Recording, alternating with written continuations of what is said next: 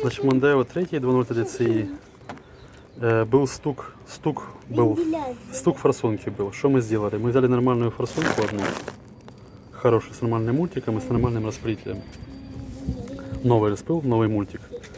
И начали по очереди подставлять в каждую камеру сгорания. Там на двух форсунках был перелив на максималке и перелив на предпрыске. Вот. Те, кто понимают, понимают, кто не понимает, пишите комменты. Вот номер форсунки. И да, вот наш стаканчик, вот такой он был. Первая был перелив и четвертая. Но мы поменяли еще третью, потому что в максималке был перелив. Вот. И нашли причину, что, значит, стук ушел меньше стал после, как мы поставили третью. Поменяли в третью, потом четвертую. И в первой поменяли, когда уже поставили форсу хорошую на первую, все пропало. Мы эту форсунку оставили на месте, эту форсунку мы вытащили. Вот форсунка, которая переливает больше всего. Санечка, а ну покажи тут еще раз тест-план. 0738.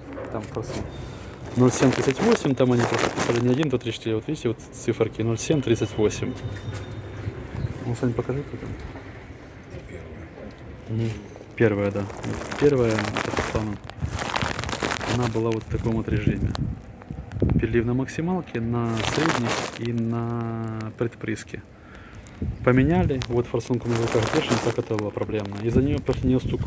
Поменяли ее, стук ушел.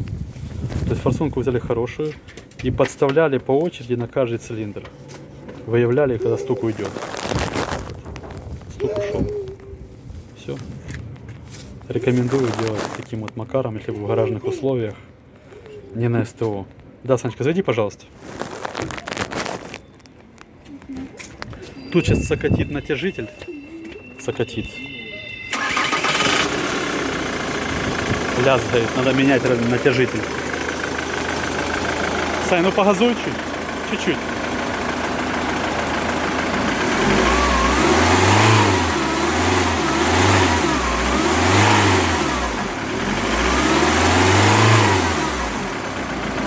Все, стука нету.